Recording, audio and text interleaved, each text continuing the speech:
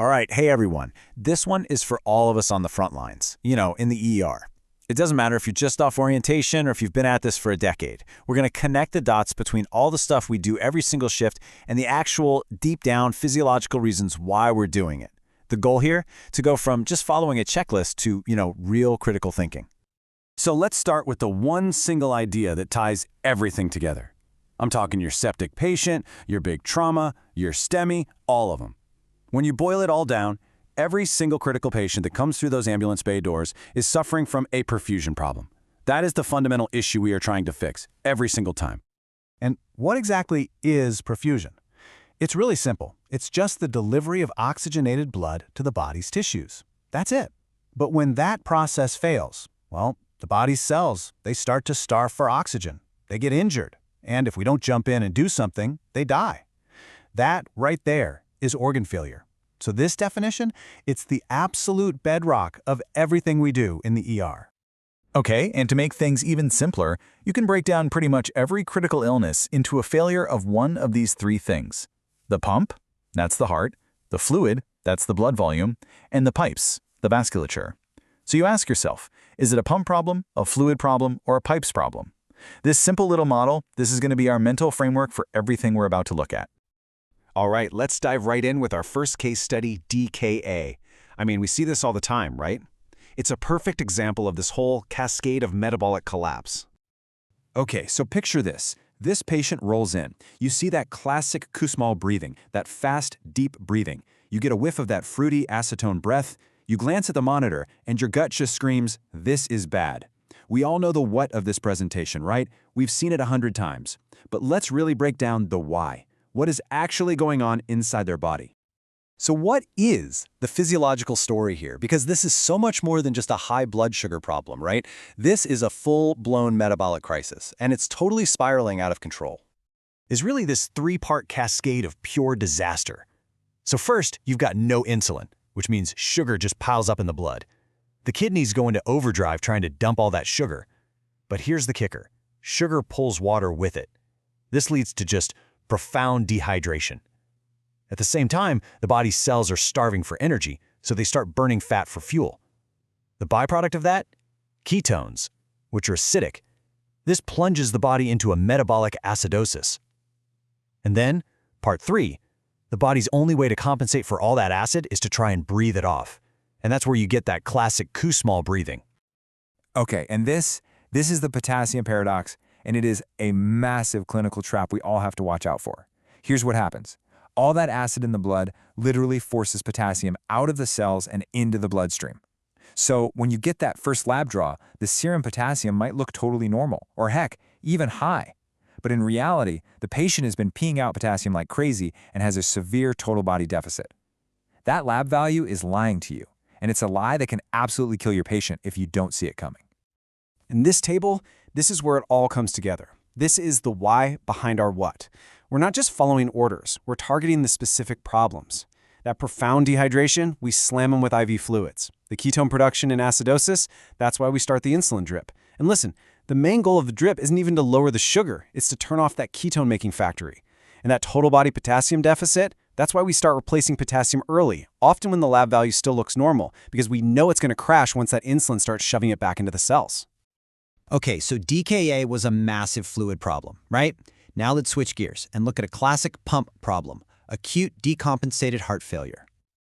You know this patient the second you see them. They're sitting bolt upright on the stretcher, they can barely breathe, and you can practically hear the crackles from the doorway. Their pump is failing. It can't move blood forward, so you get this catastrophic traffic jam of fluid that backs up straight into the lungs. This patient is, quite literally, drowning in their own fluid. So, once again, our interventions perfectly match the physiology. That insane blood pressure like 210/110, that's what we call extreme afterload. The heart is trying to pump against a clamped down system. So what do? We give nitroglycerin to open up those pipes and make it easier for the heart to pump. For the pulmonary edema, the fluid in the lungs, we give diuretics to pull that fluid off, and we use BiPAP. BiPAP is amazing. It physically pushes that fluid out of the air sacs with positive pressure, and it reduces the preload, meaning less blood is coming back to overwhelm the already failing heart. Okay, now for a true perfusion emergency, where every single second is critical, the ischemic stroke. As a stroke center, this is our bread and butter, and it's all about a total, complete blockage of flow. You see the signs, and it's just unmistakable.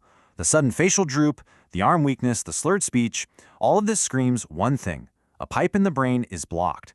And that means brain tissue is dying, right now as we're standing here.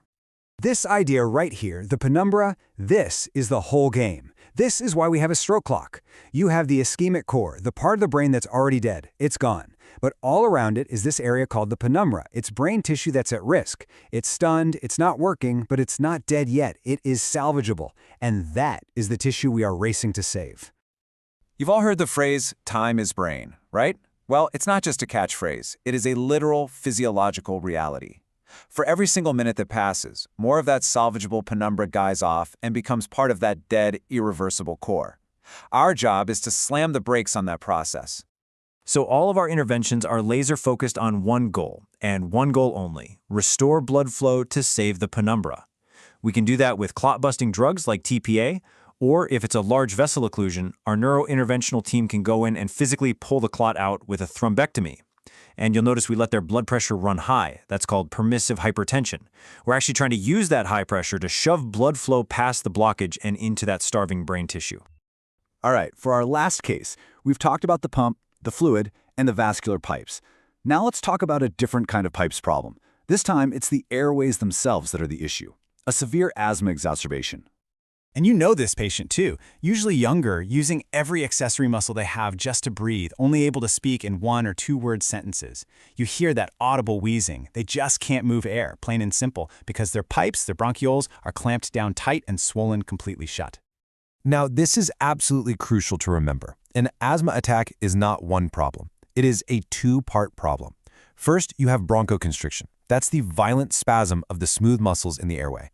That's what causes the wheezing you hear. But you also have inflammation, the underlying swelling and mucus production that's silently making the airway even narrower. And honestly, that part is just as dangerous. And that is why we throw a cocktail of drugs at them. It all makes sense now, right? We hit them with beta agonists like albuterol and anticholinergics like ipratropium. Those drugs attack the muscle spasm, the bronchoconstriction, to get the airways open right now. But that's just a Band-Aid. The real fix is the corticosteroids. The steroids are what tackle the underlying inflammation, the swelling. That's what actually treats the root cause and keeps them from coming right back in a few hours.